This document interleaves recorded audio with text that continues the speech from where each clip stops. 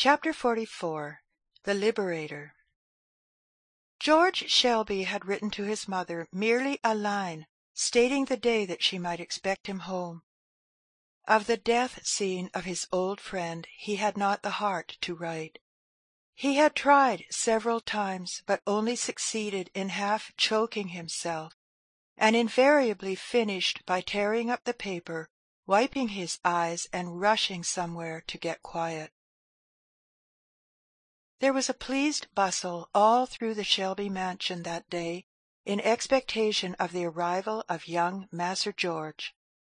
Mrs. Shelby was seated in her comfortable parlour, where a cheerful hickory fire was dispelling the chill of the late autumn evening.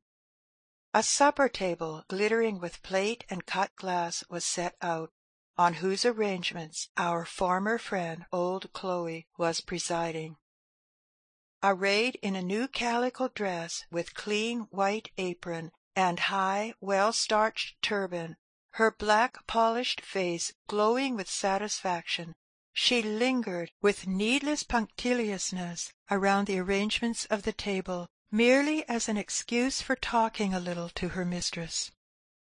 "Laws, now, won't it look natural to him?" she said.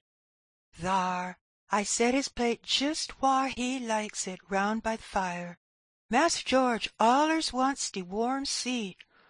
Oh, go 'way! Why didn't Sally get out de best teapot, de little new one Mas'r George got for Missus Christmas? I'll have it out." "And Missus has heard from Mas'r George?" she said inquiringly. "Yes, Chloe, but only a line, just to say he would be home to-night if he could. That's all." "Didn't say nothin' about my old man, s'pose?" said Chloe, still fidgeting with the teacups. "No, he didn't. He did not speak of anything, Chloe. He said he would tell all when he got home." "Jes' like Mas'r George. He's allers so fierce for tellin' everything hisself. I allers minded dat ar in Mas'r George. Don't see for my part how white people gen'ally can bar to hev to write things much as they do, writin' such slow, oneasy kind o' work." Mrs. Shelby smiled. "I'm a-thinkin' my old man won't know de boys and de baby. Lor, she's de biggest gal now. Good she is, too, and peart, Polly is. She's out to the house now, watchin' de hoe cake. I's got jes' de very pattern my old man liked so much a-bakin'. Jes' sich as I gin him the mornin' he was took off. Lord bless us, how I felt dat ar mornin'!" Mrs. Shelby sighed, and felt a heavy weight on her heart at this allusion. She had felt uneasy ever since she received her son's letter, lest something should prove to be hidden behind the veil of silence which he had drawn. "Missus has got dem bills?" said Chloe anxiously. "Yes, Chloe." "'Cause I wants to show my old man dem very bills de perfectioner gave me. And, say he, 'Chloe, I wish you'd stay longer.' 'Thank you, mas'r,' says I would, only my old man's comin' home, and Missus, she can't do without me no longer. There's just what I telled him. Berry nice man dat Mas'r Jones was."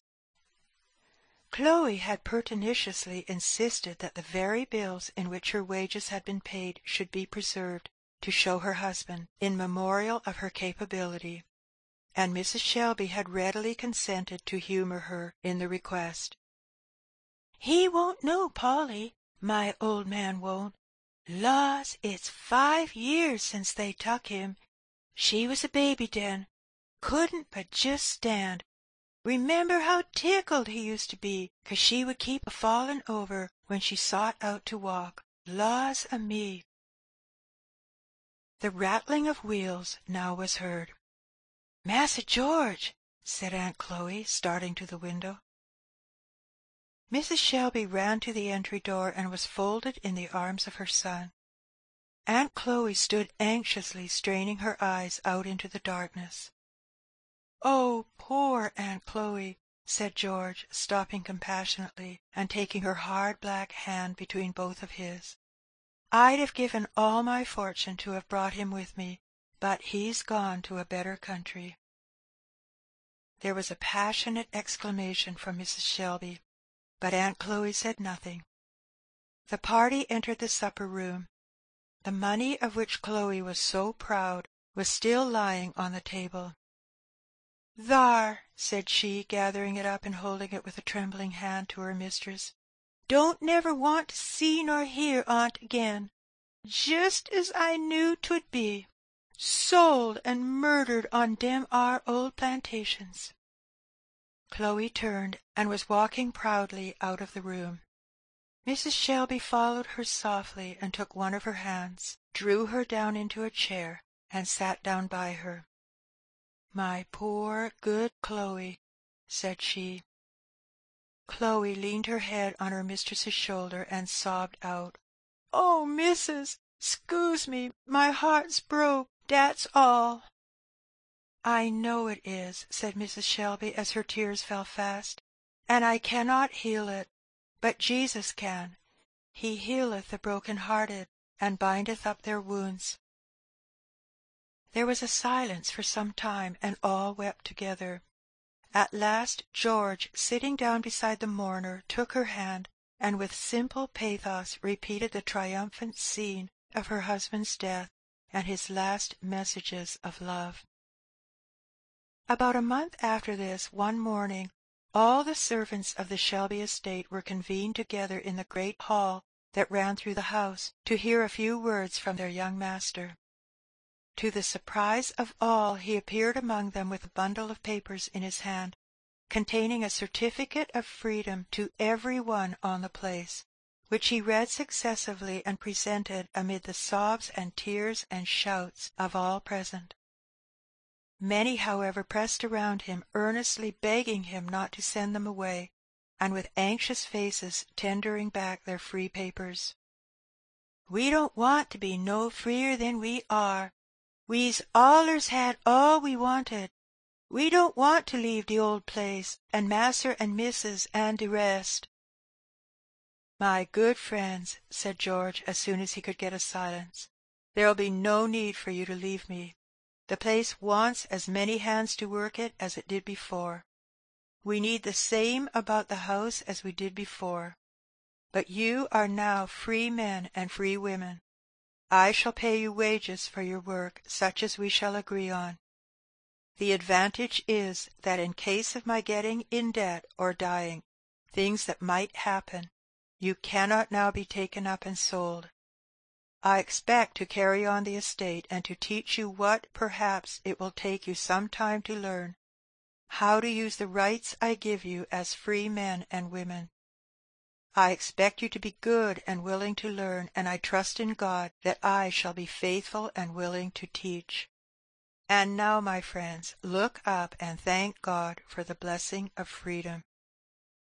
An aged patriarchal negro, who had grown grey and blind on the estate, now rose, and lifting his trembling hand, said, "Let us give thanks unto the Lord." As all kneeled by one consent, a more touching and hearty Te Deum never ascended to heaven, though borne on the peal of organ, bell, and cannon, than came from that honest old heart. On rising, another struck up a Methodist hymn of which the burden was, "The year of Jubilee is come, return, ye ransomed sinners, home." "One thing more," said George, as he stopped the congratulations of the throng. "You all remember our good old Uncle Tom?"